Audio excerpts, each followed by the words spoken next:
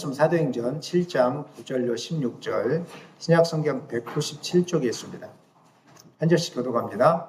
여러 조상이 요셉을 시기하여 애굽에 팔았더니 하나님이 그와 함께 계셔 그 모든 환난에서 건져내사 애굽 왕 바로 앞에서 은총과 지혜를 주심에 바로가 그를 애굽과 자기 온 집의 통치자로 세웠느니라. 그때 애굽과 가나안 온 땅에 흉년이 들어 큰 환난이 있을세 우리 조상들이 양식이 없는지라. 야곱이 애굽에 곡식 있다는 말을 듣고 먼저 우리 조상들을 보내고 또 재차 보냄에 요셉이 자기 형제들에게 알려지게 되고 또 요셉의 친족이 바로에게 드러나게 되니라. 요셉이 사람을 보내어 그의 아버지 야곱과 온 친족 75사람을 청하였더니 야곱이 애굽으로 내려가 자기와 우리 조상들이 거기서 죽고 세겜으로 옮겨져 아브라함이 세겜 하몰의 자손에게서 은으로 값주고 산 무덤에 장사되니라. 아멘. 제목 같이 읽겠습니다. 버려짐 속에서도 구원을 이루시는 하나님. 하나님을 보는 시간 되기를 원합니다. 지난 시간에 우리는 아브라함의 이야기를 통해서 스데반의 설교죠. 아브라함의 이야기를 통해서 순종이 어떻게 하나님의 구속 역사 속에서 쓰임을 받는지에 대해서 우리가 말씀을 드렸습니다. 하나님의 구속 역사는 하나님의 부르심, 그러니까 은혜로 시작되어지고 그 다음에 믿음으로 응답되어지며 순종으로 완성된다는 사실을 우리가 지난 시간에 배웠습니다. 그리고 오늘 본문에 이어서 아브라함의 후손 가운데 특별히 이 구속 역사를 이어갔던 주인공 중에 한 사람인 요셉 이야기에 대해서 다루고 있는데 스데반은 아브라함을 거쳐서 바로 요셉으로 뛰어넘어갑니다. 아브라함의 아들이 누굽니까? 아브라함이 누구를 낳죠? 이삭을 낳죠. 이삭이 누구를 낳습니까? 야곱을 낳죠. 야곱이 이제 요셉을 낳잖아요. 그런데 이삭과 야곱은 건너뛰고 갑자기 요셉으로 나옵니다. 왜 그럴까요? 그 이유는 본인이 하려고 하는 설교의 목적이 있기 때문에 그런 것입니다. 우리가 기억하실지 모르겠지만 7장 6절에 이렇게 나왔습니다. 읽어보겠습니다. 하나님이 또 이같이 말씀하시되 그 후손이 다른 땅에서 나그네가 되리니 그 땅 사람들이 종으로 삼아 400년 동안을 괴롭게 하리라 하시고 하나님의 구속 역사를 이야기하시는데 아브라함에게 그 갈 바를 알지 못할 땅을 가라고 하시면서 축복의 말씀을 주기도 했지만 반대로 이 고난을 당할 것이다 이렇게 말씀하셨어요. 그래서 이방 땅에서 나그네가 된 그 시점 누구로부터 시작합니까? 요셉으로부터 시작합니다. 그렇기 때문에 이삭과 야곱을 뛰어넘고 요셉의 이야기를 지금 등장시키고 있는 것입니다. 또 요셉은 우리가 성경에서 알고 있는 것처럼 예수 그리스도를 대표하는 인물로 잘 알려져 있습니다. 스데반이 요셉을 등장시킨 것도 요셉의 행적이 예수님의 행적과 닮아있기 때문에 이 요셉의 모습을 보면서 예수님이 어떻게 고난당하셨는지를 비유적으로 이렇게 간접적으로 유대 종교 지도자들에게 지금 설명하고 있는 것입니다. 요셉이 배척받았고 고난받았던 것처럼 예수님도 자기 동족들에게 고난받고 배척을 당했다는 사실을 우리가 잘 알고 있습니다. 그래서 스데반은 요셉을 통해서 당연히 요셉을 형제들이 버렸지만 하나님의 구원을 하심을 통해서 구원받았던 것처럼 예수님도 하나님이 버리셨지만 하나님의 구속 역사를 통해서 새롭게 구원시켜 주시고 또 구속 역사를 이루어갔다는 사실을 간접적으로 보여주기 위해서 오늘 요셉 이야기를 등장시키고 있는 것입니다. 사도행전 7장 9절로 10절 보니까 요셉이 형들에게 배척당한 이야기에 대해서 이제 이야기하고 있습니다. 9절 읽겠습니다. 여러 조상이 요셉을 시기하여 애굽에 팔았더니 하나님이 그와 함께 계셔 10절 그 모든 환난에서 건져내사 애굽 왕 바로 앞에서 은총과 지혜를 주심에 바로가 그를 애굽과 자기 온 집의 통치자로 세웠느니라. 여기 본문에 보니까 요셉 여러 조상이 요셉을 시기하여 그 다음에 환난에서 하나님이 건져내셨다 이런 이야기들이 나오는데요. 몇 가지 이 안에는 중요한 뜻이 담겨져 있습니다. 첫 번째는 요셉의 형들이 보인 시기는 곧 예수님을 향한 유대 종교 지도자들의 시기를 상징한다는 것을 우리에게 지금 교훈하고 있는 것입니다. 스데반은 단순히 이 구절을 통해서 이전의 조상들이 잘못했다 이것을 보여주는 것이 아니라 그 시대 종교 지도자들의 영적 실상을 거울처럼 보여주면서 너희들도 똑같아 이렇게 지금 이야기를 하고 있는 것입니다. 요셉의 형들이 하나님의 선택과 은혜를 시기했던 것처럼 유대 종교 지도자들은 하나님의 아들 예수 그리스도가 자기들보다 높아지는 것에 대해서 시기했습니다. 예수님께서 안식일에 손 마른 자를 고치자 바리새인들은 그 기적의 의미보다는 율법보다 안식일을 어겼다는 것으로 예수님을 시기했습니다. 그 다음에 무리를 먹이신 500여 기적 앞에서도 감사하고 예수님 대단하신 분이십니다 경외하기보다는 이 권세를 어디서 얻었느냐 라면서 의심하기 시작했습니다. 심지어는 나사로가 살아난 기적을 보면서 그들을 회개하지 않고 진정한 메시아구나라고 회개하지 않고 이 사람을 그대로 두면 모든 사람이 그를 믿고 따를 것이다. 이런 불안감과 두려움으로 그분을 죽이려고 예수님을 죽이려고 모의까지 했던 것입니다. 그들의 시기는 단순한 인간적인 질투가 아니라 하나님의 주권적인 선택을 거부하는 영적인 반역에 시작했다는 것입니다. 요셉의 형들이 자기 동생을 애굽에 팔아넘겼던 것처럼 유대 종교 지도자들은 예수님을 팔아 넘겨주었습니다. 스데반은 바로 그 점을 지적하는 것입니다. 당신들이 자랑하는 조상들이 이미 그러한 길을 걸었던 것처럼 당신들과 똑같은 죄의 길을 지금 되풀이하고 있다는 것을 요셉 이야기를 통해서 간접적으로 지금 말하고 있는 것입니다.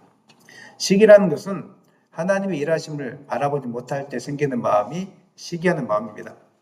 자기가 인생의 주인공이 되려고 하는 마음, 하나님의 뜻보다는 자신의 이치와 명예를 앞세우려고 하는 마음이 바로 시기하는 마음입니다. 그러나 각 사람에게는 하나님께서 주신 사명과 분량이 있습니다. 어떤 사람은 운동을 잘하는 사람이 있지만 어떤 사람은 운동을 해도 안 되는 사람이 있습니다. 어떤 사람은 공부가 쉽게 잘 되는 사람이 있지만 어떤 사람은 아무리 해도 안 되는 사람이 있습니다. 또 어떤 사람은 음악에 대한 취미가 충만하고 쉽게 작곡을 하시는 분이 있지만 어떤 사람은 배워도 안 되는 사람들이 있습니다. 근데 안 되는 사람이 되는 사람 바라보면서 시기할 필요가 없는 것입니다. 왜냐하면 하나님이 각자의 모양에 따라 허락해 주셨기 때문에 우리로 비교하면 작은 교회가 큰 교회 보면서 시기할 필요도 없습니다. 하나님이 각자에게 주신 분량이 다르기 때문에 할 수 있는 것은 주어진 자리에서 최선을 하면 되는 것입니다.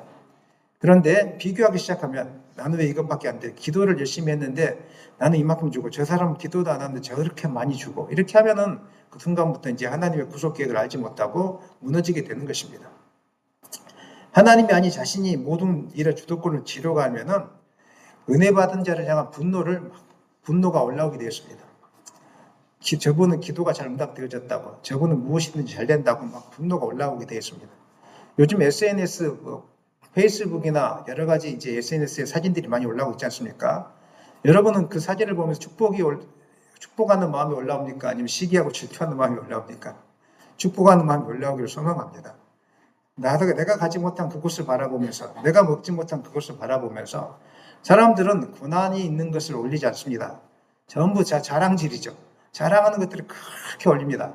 그래서 제가 잘 안 보려고 합니다. 페이스북이나 SNS 이런 것은 잘 안 봅니다. 지금도 사실은 진짜로 안 봅니다. 안 보고 있는데 그것들을 보면서 우리가 우울해질 수 있는데 그렇게 하지 마시고 어떤 상황이든지 내가 가지지 못한 것으로 인하여 비교하지 마시고 하나님이 나에게 주어진 것으로 감사하면서 생활하시기를 원합니다. 시기하는 마음이 있으면 믿음도 잘하지 않고 시기하는 마음이 있으면 하나님의 뜻을 바라보지 못합니다. 계속적으로 주저앉게 되어 있는 것입니다. 불신이 우리 가운데 찾아오게 되는 것입니다. 오늘 우리 안에 시기하는 영이 떠나가기를 소망합니다. 다른 사람이 잘 되는 것을 칭찬해 줬으면 좋겠습니다. 축복해 줬으면 좋겠습니다. 내가 가지지 못한 것에 대해서 해코지하지 않았으면 좋겠습니다. 내가 가지지 못한 것은 다 이유가 있는 것이니까 주어진 것으로 감사하고 사시기를 예수님의 이름으로 간절히 축원합니다. 첫 번째 의미가 요셉의 시기, 요셉을 향한 형들의 시기가 유대 지도자들이 예수님을 향한 시기, 또 혹은 우리가 다른 사람을 향한 시기였다면 두 번째 뜻은 하나님은 성전에 갇히지 않으시고 어디서나 함께 하신다는 그 사실을 스데반은 우리에게 증거하고 있습니다. 유대인들은 하나님이 어디에 묶여있다고 생각했습니까? 성전에 묶여있다고 많이 생각했죠. 성전에 계신 분이라고 많이 생각했습니다. 그래서 예루살렘 성전이 무너졌을 때 하나님 완전히 떠났구나 이렇게 생각하시고 하나님이 없어진 것으로 이렇게 이스라엘 백성들을 생각했다는 것입니다. 스데반은 요셉의 이야기를 통해서 그들의 잘못된 아주 좁혀져 있는 그 하나님에 대한 생각들을 깨뜨리기 시작했습니다. 요셉이 있던 곳은 거룩한 성전도 아니었고 거룩한 땅도 아니었습니다. 약속의 땅도 아니었습니다. 형제들의 시기와 미움과 질투로 인해서 애굽으로 팔려갔습니다. 노예로 팔려갔습니다. 누명을 쓰고 감옥에 갇혔습니다. 우리가 볼 때는 거룩한 모습이 하나도 보이지 않습니다. 하나님이 함께 하시는 모습이 하나도 보이지 않습니다. 성경은 요셉의 모습을 뭐라고 이야기하고 있습니까? 창세기 39장 2절 읽겠습니다. 여호와께서 요셉과 함께 하심으로 그가 형통한 자가 돼. 요셉과 함께 하겠다고 이야기하고 있습니다. 39장 21절 여호와께서 요셉과 함께 하시고 그에게 인자를 대하사. 요셉이 감옥에 있든지 보디발의 집에 있든지 애굽에 총들에 있든지 하나님은 동일하게 요셉과 함께 계셨다는 사실을 믿으시기를 바랍니다. 요셉의 삶의 지형, 요셉이 있는 지형들은 수시로 바뀌었습니다. 하지만 중요한 것은 하나님의 임재가 그를 떠나지 않았다는 것입니다. 오늘 하나님이 여러분 떠나지 않습니다. 결코 여러분 버리지 않습니다. 기도가 응답되지 않는다고 하나님이 떠난 것은 아닙니다. 요셉이 애굽으로 팔려갔을 때 하나님이 떠났을 거라고 생각했을지도 모르겠습니다. 노예가 되었을 때 하나님이 떠났을 거라고 생각했을지도 모르겠습니다. 감옥에 갇혀 있을 때, 오해를 받았을 때 하나님이 떠났구나라고 생각했을지 모르겠습니다. 그러나 성경은 창세기에서 뭐라고 이야기한다고요? 여호와께서 요셉과 함께 하심으로 이렇게 이야기하고 있습니다. 스데반은 이것을 강조하고 있는 것입니다. 하나님이 절대로 장소에 제한되지 않는 분이라는 것입니다. 하나님의 임재는 성전의 벽을 넘어서 예수 그리스도 안에 있는 모든 자에게 임한다는 사실을 기억하시기를 바랍니다. 이것이 바로 스데반이 전한 복음의 핵심입니다. 하나님은 구약의 천막을 넘어서 성막을 넘어서 광야의 길 가운데 함께 하셨고 또 포로지 바벨론에서 나그네로 있을 때에도 이스라엘과 함께 계셨습니다. 뿐만 아니라 예수님이 십자가에 못 박히셨을 때도 하나님은 예수님과 함께 계셨고 예수님이 하늘로 승천하고 난 이후에 세상 끝날까지 성령으로 우리와 함께 계시는 분이신 것을 여러분 기억하시기 바랍니다. 그렇기 때문에 우리의 생각의 폭이 넓어져야 됩니다. 특정한 장소, 특정한 상황에만 하나님 있을 것이다 라고 우리가 생각하는 경향들이 있습니다. 그 특정한 부흥에만 하나님 있을 것이다. 혹은 특정한 예배에만 하나님 있을 것이다. 기도의 자리만 하나님 있을 것이다. 이렇게 생각하는 것은 하나님을 너무 제한하는 것입니다. 물론 부흥의 자리나 은혜의 자리에 하나님 강력하게 역사하시는 것은 특별한 은혜이지만 그럼에도 불구하고 여러분의 삶의 구석구석에서 하나님이 역사하고 있습니다. 눈을 들면 하나님이 역사하고 있다니까요. 여러분이 실패라고 생각하는 그 순간에도 하나님이 역사하고 있습니다. 조금 뒤에 살펴보겠지만 실패를 통해서도 하나님이 다 뜻이 있는 것입니다. 우리는 실패하면 하나님의 뜻이 없구나, 나를 떠나갔구나 생각할지 모르겠지만 하나님은 큰 뜻을 가지고 우리를 실패 속으로 몰아넣고 있는 것입니다. 이 사실을 기억하셨으면 좋겠습니다. 그러므로 우리는 어디에 있든지 어떤 상황에 있든지 하나님이 나와 함께 한다는 이 진리를 결코 놓쳐서는 안 되는 것입니다. 고난 중에서도 함께 계십니다. 낯선 자리에서도 함께 계십니다. 내가 홀로 있는 시간에도 함께 계십니다. 하나님이 나와 함께 계신다는 이 사실을 붙든다면 여러분이 있는 그곳이 성전이 될 것입니다. 그리고 여러분이 있는 그곳이 거룩한 땅이 될 것입니다. 이 사실을 붙들고 승리하시기를 예수님의 이름으로 간절히 축원합니다. 세 번째 이 말씀 속에 있는 뜻은 하나님이 함께 하신다는 것의 의미는 무조건 형통한다 이런 뜻을 담고 있지 않습니다. 하나님이 함께 하신다는 뜻의 의미는 실패든지 성공이든지 그것을 다 포함해서 하나님 결국은 우리를 구원의 길로 인도하고 계신다는 것을 말씀하고 있는 것입니다. 함께 하심으로가 형통한다라고 이야기한다면 우리의 지금의 고난은 해석이 안 되어집니다.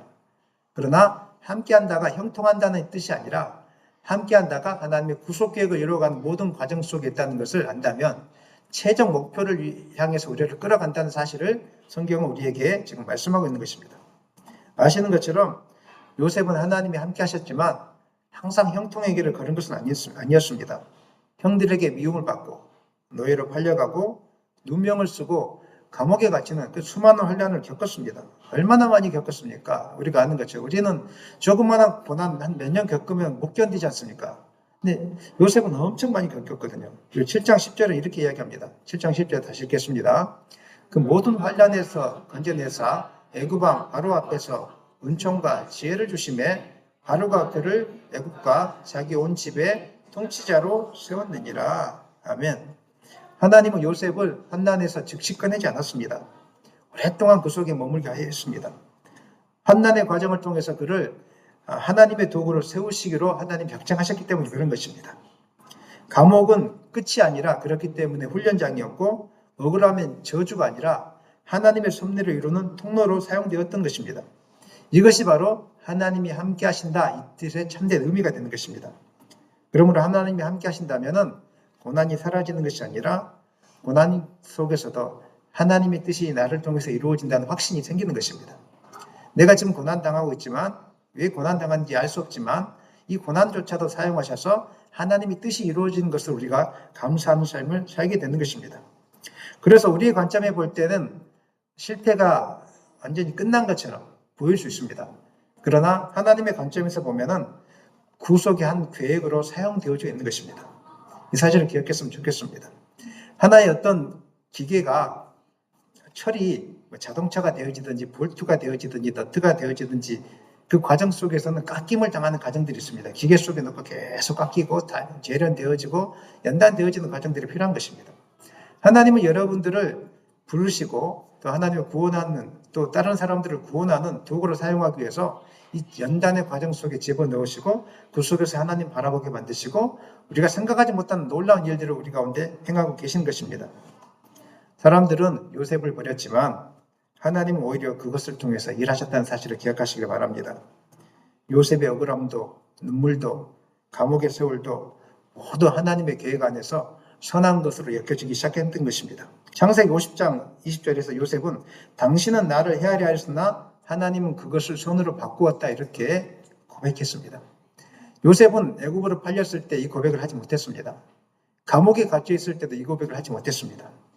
그러나 마지막에 애굽의 총리가 되어져서 형통 모든 것을 이루시는 하나님, 형제를 만나게 하시는 하나님 보면서 야 하나님 이렇게 놀랍게 인도하셨구나. 하나님이 어느 한순간이라도 나와 함께하지 않는 시간이 없었구나. 그래서 이 사실을 깨닫고 하나님이 그것을 선으로 바꾸어 이렇게 고백했던 것입니다. 사도 바울도 그렇게 이야기했습니다. 사도 바울도 이야기했습니다. 다 같이 읽겠습니다.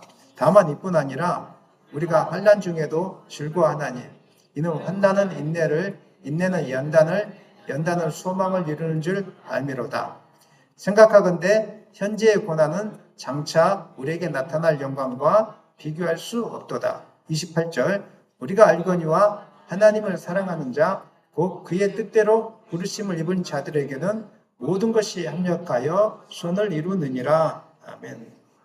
요셉이 애굽에 팔려가서 바로 앞에 서서 총리가 되었던 것처럼 예수님은 유대 종교 지도자들에게 팔려서 고난 가운데 있었지만 하나님이 예수님을 부활하심으로 높이셔서 온 하늘과 땅의 권세를 허락해 주셨습니다. 그래서 요셉과 예수님의 모습이 닮아 있습니다. 뿐만 아니라 오늘 고난 속에 있는 우리의 모습이 그러합니다. 고난이 끝이 아니라 고난 뒤에는 하나님의 영광이 있습니다. 우리는 그것을 바라봄으로 억울함 속에서 참아내야 되는 것입니다. 우리 인생에는 버려짐과 억울함의 시간들이 많이 있습니다. 사람들이 등을 돌리고 세상이 오해하는 시간들이 우리 가운데 많이 있습니다. 그러나 버려짐과 억울함은 끝이 아닙니다.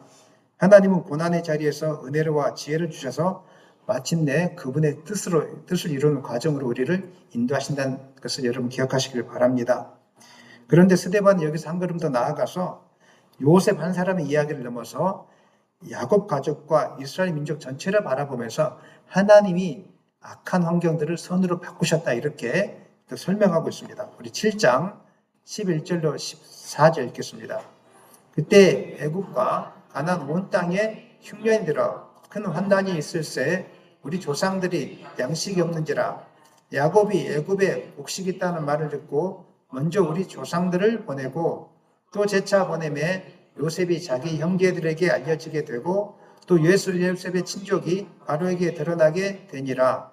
요셉이 사람을 보내어 그의 아버지 야곱과 온 친족 75사람을 청하였더니 여기 보니까 하나님이 번성하게 하셨는데요. 무엇을 통해서 애굽 땅으로 다시 이주시켰습니까? 흉년입니다.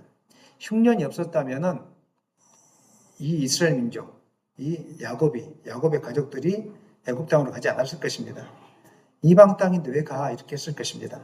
흉년이 있었기 때문에 그 땅으로 옮기게 된 것입니다. 우리 인생의 길을 살펴보아도 그렇습니다.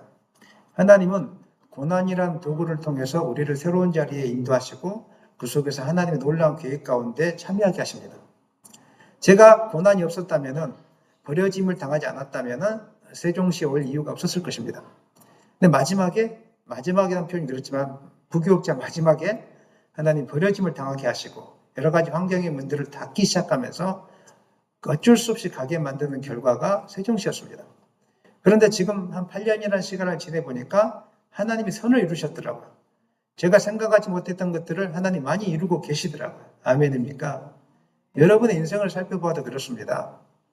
보면은 고난이 없었다면, 버려짐을 당하지 않았다면 우리가 이동하지 않았을 것입니다. 힘겨움이 없었다면 우리가 또 내가 이곳이 좋사원이 이렇게 있었을지도 모르겠습니다. 근데 어려움 속에서, 고난 속에서 우리가 옮겨짐을 통해서 결국은 하나님의 뜻을 보게 되어집니다. 아, 하나님 이런 계획을 가지고 우리를 옮기셨구나. 여러분 이 사실을 기억했으면 좋겠습니다. 하나님은 어떤 상황 속에서도 결국 하나님의 뜻을 이루시는 분이십니다. 어떤 오해도 질투도 우리를 하나님의 뜻 가운데 참여시키는데 방해가 될 수 없습니다. 그러므로 고난 속에서 나를 통하여 선한 길로 인도하시는 하나님의 구속 계획에 참여시키시는 하나님의 뜻을 묵상하시기를 소망합니다. 그런 믿음이 있을 때 지금의 고난도 이겨낼 수가 있습니다. 그런 믿음이 없다면 나는 고난으로 끝나는 거구나 하면서 잘못된 길을 선택할 수 있습니다. 그러나 이 고난조차도 하나님의 선한 길을 인도하시는 구원의 길을 참여시키고자 하는 하나님의 뜻이라는 것을 기억할 수 있다면 우리는 어떤 시련 속에서도 소망 가운데 인내하며 승리하게 될 것입니다. 여러분의 삶이 그렇게 될 수 있기를 간절히 축원합니다. 스데반은 요셉의 이야기를 하면서 야곱의 죽음과 요셉을 비롯한 조상들의 죽음과 그들이 장사대에 묻힌 무덤이 있는 장소에 대해서 이제 설명합니다. 7장 15절과 16절 읽겠습니다. 7장 15절 16절입니다. 야곱이 애굽으로 내려가 자기와 우리 조상들이 거기서 죽고 세겜으로 옮겨져 아브라함이 세겜 하몰의 자손에게서 은혜를 값주고 산 무덤에 장사되니라. 애굽으로 내려가 말년을 편안하게 보낸 야곱은 그곳에서 죽었습니다. 그때 야곱은 자신을 애굽 땅에 매장하지 말고 부친 아브라함이 묻힌 가나안의 헤브론 묘지에 안장해 줄 것을 유언했습니다. 그 유언대로 요셉은 야곱의 시신을 조상 아브라함의 무덤에 안장했습니다. 그리고 요셉이 또한 죽으면서 하나님이 반드시 너희를 찾아올 것이니 그때 내 해골을 이곳에서 메고 나가라고 유언했습니다. 400년 후에 그 약속이 이루어졌습니다. 이스라엘 백성을 출애굽할 때 요셉의 유골을 메고 나와 세겜 땅에 묻었습니다. 스데반이 설교하고 있는 이 구절은 사실은 성경의 내용과 일치하지 않는 면이 있습니다. 왜 그러냐면 창세기에는 두 개의 무덤이 존재합니다. 우리가 아는 것처럼 하나는 헤브론의 막벨라 굴입니다. 아브라함이 햇사람 에브론에게서 은 400세겔을 주고 이것을 샀습니다. 여기에는 아브라함과 이삭과 야곱과 그 아내들이 묻혔습니다. 또 하나는 세겜의 밭입니다. 야곱이 하몰의 아들들에게서 은 100개를 주고 산 땅입니다. 훗날 요셉의 해골이 여기에 묻혔습니다. 그런데 오늘 말을 보니까 세겜은 야곱이 샀잖아요. 그렇죠? 그런데 아브라함이 세겜 하몰의 자손에게서 샀다고 나오고 있죠. 아브라함은 어떤 땅을 샀다고요? 막벨라 굴을 샀습니다. 야곱이 세겜 하몰의 자손에게서 그 땅을 산 것입니다. 밭을. 그런데 오늘 스데반은 아브라함이 그것을 사고 무덤에 장사되었다고 이렇게 이야기하고 있습니다. 그러니까 성경의 내용과 일치하지 않습니다. 그러면 스데반이 무엇인가 착각해서 이렇게 했을까요? 뭐 그렇게 이야기하는 분들도 존재합니다. 스데반이 이야기를 착각했을 것이다. 그러나 착각한 것이 아니라 이 안에는 구속사의 개념이 있다는 것입니다. 이 안에는 세부적인 묘사보다는 누가 무덤을 샀는가 이거보다는 하나님의 약속이 후손들에게 그대로 성취되고 있다는 것을 보여주는 것을 함축하기 위해서 이렇게 이야기하고 있는 것입니다. 즉 스데반은 아브라함으로부터 시작된 약속이 야곱과 요셉을 거쳐 약속의 땅 세겜까지 이어졌다는 이 사실을 그냥 이렇게 한마디로 압축해서 이야기하고 있는 것입니다. 아브라함이 산 무덤을 통해 약속의 시작을 말하고 있는 것이고 그 다음에 세겜을 통해서 약속의 성취를 이야기하고 있는 것입니다. 그래서 아브라함을 등장시키고 세겜을 등장시키면서 마치 한 단어로 이어질 때는 이 내용이 좀 틀린 것 같지만 스데반이 이야기하고 온 것은 아브라함으로부터 시작한 약속이 그 다음에 세겜 땅 요셉을 통해서 성취되었다는 것을 이렇게 이야기하고 있습니다. 그런데 세겜은 요셉이 직접 들어간 땅입니까? 살아서 들어간 땅입니까? 죽어서 들어간 땅입니까? 다시 한번 묻겠습니다. 살아서 들어간 땅입니까? 죽어서 들어간 땅입니까? 죽어서 들어간 땅이잖아요. 그런데 어떻게 약속이 성취된 것이죠? 스데반이 전하고자 하는 핵심은 분명합니다. 하나님은 당신의 약속을 결코 잊지 않으시고 죽음조차도 그 성취를 막을 수 없다는 것이고, 우리 시대의 약속이 이루어지지 않을지라도 반드시 그 다음 세대에 반드시 이루어지다는 사실을 이 짧은 구절을 통해서 우리에게, 스데반의 설교를 통해서 우리에게 지금 말씀하고 있습니다. 야곱과 요셉은 이 땅에서 하나님의 약속을 보지는 못했지만 그들의 무덤은 하나님의 언약은 반드시 성취된다는 믿음의 증거로 남아 있습니다. 무덤이 바로 그 증거가 되는 것입니다. 사랑하는 성도 여러분, 야곱과 요셉의 무덤은 단순히 돌무더기가 아닙니다. 믿음의 기념입니다. 어떤 믿음의 기념입니까? 하나님의 약속이 반드시 성취된다는, 그러니까 이 시대를 향한 우리에게 하나님의 약속은 반드시 성취된다는 것을 가르쳐주기 위한 믿음의 기념비라는 것입니다. 그들은 죽음 앞에서도 하나님의 약속을 바라보았습니다. 그렇기 때문에 죽음 앞에서도 아무 땅에나 묻히기를 원하지 않았습니다. 내가 비록 지금은 이 땅에서 죽지만 내 시체라도, 내 유골이라도 하나님이 약속한 가나안 땅에 묻히기를 원했던 것이 바로 믿음의 사람들의 특징이었다는 것입니다. 이 사람들은 이 세상이 끝이라고 생각하지 않았습니다. 하나님이 약속하신 약속의 땅, 하나님의 나라가 있다는 것을 반드시 기억하고 그 땅을 바라보면서 삶을 맺었다는 것입니다. 오늘 하나님 우리에게도 그리스도 안에서 더 나은 본향을 약속하고 있습니다. 히브리서 11장 16절 읽겠습니다. 그들이 이제는 더 나은 본향을 사모하니 곧 하늘에 있는 것이라. 이러므로 하나님이 그들의 하나님이라 일컬음 받으심을 부끄러워하지 아니하시고 그들을 위하여 한 성을 예비하셨느니라. 우리가 이 땅에서 고난을 겪고 눈물을 흘리고 때로는 이해되지 않는 일을 만날지라도 그 모든 것은 영원한 하나님의 나라로, 약속의 나라로 가기 위한 여정인 것을 기억하시길 바랍니다. 그것이 끝이 아니라는 것입니다. 요셉이 세겜의 무덤을 소망하면서 살아갔던 것처럼 우리도 또한 이 세상에서 무덤을 두려워하지 말고 하나님이 예비하신 새하늘과 새 땅을 바라보며 살아가야 될 줄을 믿습니다. 무덤은 세상 사람들에게 끝이지만 믿는 자들에게는 약속의 시작인 것입니다.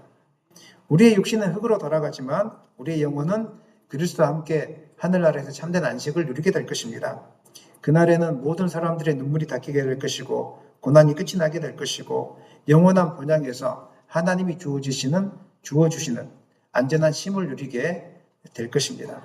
그래서 무덤을 볼 때마다 끝났구나 이것이 아니라 무덤을 볼 때마다 하나님의 약속의 과정이구나, 하나님의 약속의 새로운 시작이 열렸구나, 우리가 이것을 보는 것입니다. 그래서 장례식 때 우리가 육신적으로는 슬퍼하지만 새로운 하나님의 약속의 땅으로 들어간 성도들을 바라보면서 소망 가운데 우리가 그 슬픔을 이겨내게 되는 것입니다. 지금 우리가 이 시점에서 믿음의 조상들이 바라보았던 그 약속의 땅을 바라볼 수 있기를 소망합니다. 눈앞의 현실의 이익보다, 계산의 빠르기보다 앞으로 주어질 하나님 나라를 바라보면서 지금의 삶을 준비하는 기간으로 삼기를 원합니다. 고난이 닥쳐올지라도 절망하지 마시고 내 뜻대로 되어지지 않는다고 할지라도 나 인생 끝났구나 생각하지 마시고 이건 과정이다. 무엇인지는 모르겠지만 요셉이 고난을 겪었던 것처럼 예수님이 하나님의 구속사역을 이루기 위해서 고난을 받아주셨던 것처럼 나 또한 그 고난의 사역, 구속사역에 동참하기 위해서 고난 속에 있는 것일 뿐이다. 하지만 이것으로 끝나지 않고 나는 영원한 본향에 들어가게 될 것이다. 이 믿음을 붙들고 인내하시기를 간절히 축원합니다. 말씀 마무리하겠습니다. 사랑하는 성도 여러분, 요셉의 삶과 조상들의 무덤, 그리고 예수님의 십자가와 부활이 우리에게 준 교훈은 분명합니다. 하나님은 우리가 버려짐 같은 사건 속에서도 여전히 함께 하신다는 것입니다. 또 그분은 반드시 그분이 우리에게 주신 약속을 이루어 가신다는 것입니다. 때로는 우리의 삶이 마치 버려진 것처럼 여겨질 때도 있습니다. 고난의 자리로 계속 흘러갈 때도 있습니다. 하지만 하나님은 그 속에서도 여전히 일하고 계십니다. 침묵하시는 것이 아니라 여전히 일하고 계십니다. 눈에 보이지 않아도 응답이 늦은 것 같아도 하나님은 당신의 선하신 뜻을 따라 결국 우리를 하나님의 구원의 나라로 구속 계획 안으로 우리를 인도하실 것입니다.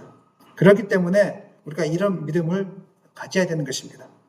오늘 다시 한번 마음을 굳게 하시기를 소망합니다. 나는 어떤 일이 있어도 하나님의 구원을 바라보면서 이 고난의 과정을 잘 이겨나갈 것이다. 아무리 공부를 해도 안 되지만은 이것 또한 나는 이겨나가게 될 것이다. 일을 해도 안 되지만은 무엇이든지 다 맡기는 것 같지만 결국은 이것 또한 하나님이 나와 함께 하심으로 선한 것으로 나를 인도하게 될 것이다. 이 믿음을 가지고 지그람의 억울함도 버려짐도 잘 이겨내시고 소망 가운데 승리하는 여러분 되시기를 예수님의 이름으로 간절히 축원합니다.